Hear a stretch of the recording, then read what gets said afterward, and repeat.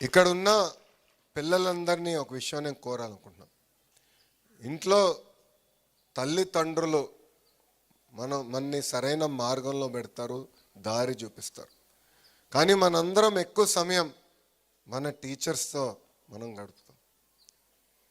నేను అనేకసార్లు చెప్పా, నేను ఈరోజు ఈ స్థాయికి వచ్చాను, ఇతర దేశాలకు వెళ్ళి ఒక ఇంజనీరింగ్ ప్రోగ్రామ్ MBA చేశానంటే దానికి కారణం మా ఉపాధ్యాయులు.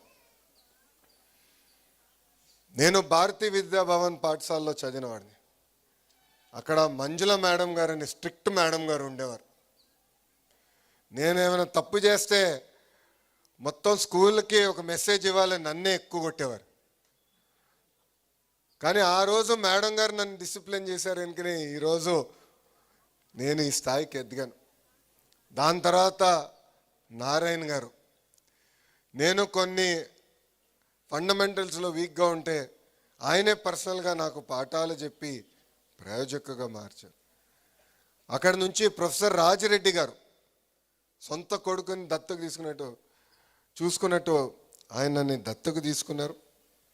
నన్ను పర్సనల్గా, ఎందుకంటే కొత్త దేశానికి వెళ్ళినప్పుడు అనేక ఇబ్బందులు ఎదుర్కొంటాం, ఆయనే పర్సనల్గా ఉండి కార్నెగీ మెలన్లో కోర్స్ వర్క్ ఎట్లా చేయాలి, క్రెడిట్ సిస్టమ్ ఎట్లా నడుస్తుందని నేర్పిన వారు.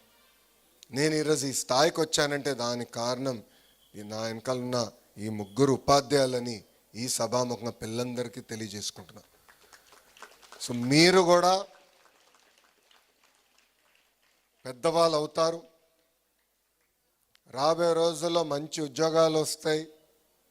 కానీ మీ టీచర్ని మీరు మర్చిపోకూడదు, జీవితాంతం వాళ్ళు గుర్తుపెట్టుకోవాలి.